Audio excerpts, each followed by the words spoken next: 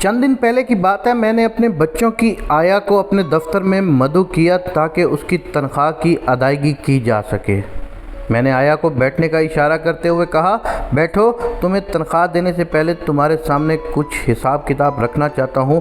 تمہیں شاید پیسوں کی ضرورت ہے، لیکن 2 ماہ کی میرے ذمہ واجب الادا تنخواہ تم خود مانگتے ہوئے شرماتی کیوں ہو؟ سنو، تمہیں یاد ہے نا کہ تمہیں ملازمت دینے سے پہلے ہم نے اتفاق کیا تھا کہ میں تمہیں ماہانہ 30 ریال ادا کروں گا۔ آیا نے منمناتے ہوئے کہا، 40 ریال نہیں، 30۔ یہ دیکھو، میرے پاس معاہدے کی تمام دستاویزات موجود ہیں جن پر تم نے انگوٹھا لگا رکھا ہے۔ 40 کا سوال ہی پیدا نہیں ہوتا، کیونکہ میں نے خادموں کو ہمیشہ بطور ماہانہ اجرت 30 ریال ہی دیے ہیں۔ ٹھیک ہے، تم نے ہمارے لیے 2 مہینے کام کیا۔ آیا نے کمزور سے لہجے میں کہا، 2 مہینے 5 دن نہیں، ٹھیک 2 مہینے۔ یہ دیکھو، تمہارا حاضری کارڈ میرے پاس، ہر چیز ریکارڈ موجود ہے۔ اس طرح طے شدہ تنخواہ کے حساب سے تم 60 ریال کی مستحق ہو۔ ہم اس میں سے 9 اتوار کی چھٹیاں کاٹ لیتے ہیں، کیونکہ اتوار کو میری بیٹی کی چھٹی ہوتی تھی، تو تم اس دن اسے لکھانے پڑھانے کی بجائے صرف اس کے ساتھ صبح و شام کی سیر کے لیے جاتی تھی۔ پھر تم نے ذاتی کام کاج کے لیے 3 دن کی چھٹیاں کی تھیں۔ آیا کا چہرہ بے بسی کے مارے زرد ہو چکا تھا اور وہ اپنی انگلیوں سے قمیض کے کناروں کو لپیٹ رہی تھی، لیکن اس نے ایک لفظ بھی نہیں کہا۔ 9 اتوار کی چھٹیاں اور تمہاری اپنی 3 چھٹیاں کاٹ لیں تو 12 ایام کے کل 12 ریال بنتے ہیں۔ بیٹی میری 4 دن سے بیمار تھی اور اس دوران اسے کوئی سبق نہیں پڑھایا گیا۔ تم نے صرف بیٹے کو پڑھایا تھا اور 3 دن تمہارے دانتوں میں درد تھا، اس لیے میری بیوی نے تمہیں اجازت دی کہ دوپہر کے کھانے کے بعد پڑھانے کی بجائے آرام کرو۔ تو 12 جمع 7 19 کو منہا کیا، بقیہ 41 ریال، ٹھیک ہے؟ آیا کی بائیں آنکھ سرخ ہو گئی اور آنسوؤں سے بھر گئی اور اس کے چہرے کے عضلات سکڑ گئے۔ وہ اچانک زور سے کھانسی اور الٹے ہاتھ کی پشت سے ناک کو پونچھا، لیکن اس نے منہ سے ایک لفظ تک نہیں نکالا۔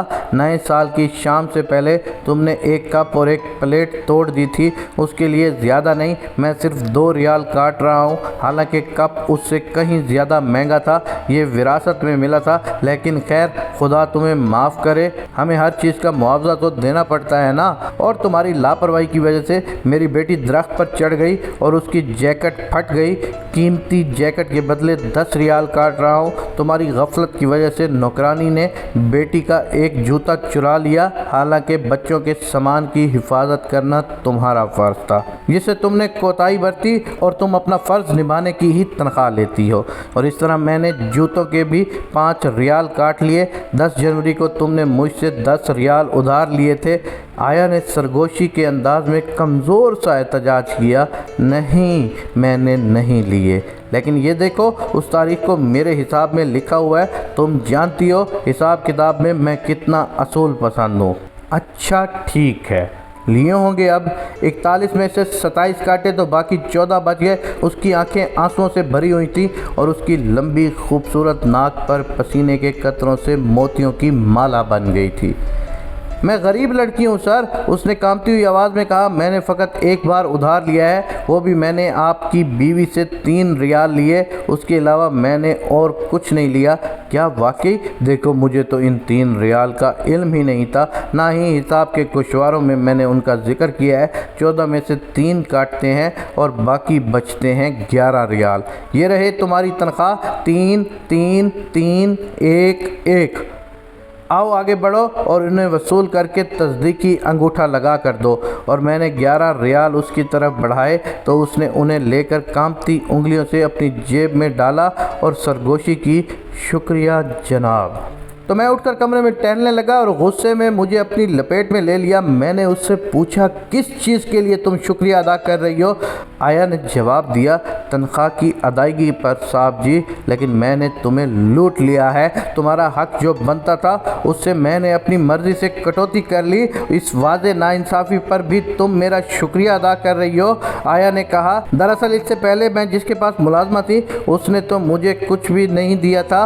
کیا کہا؟ اس نے تمہیں کسی قسم کی کوئی ادائیگی نہیں کی؟ یہ تو عجیب بات ہے نا۔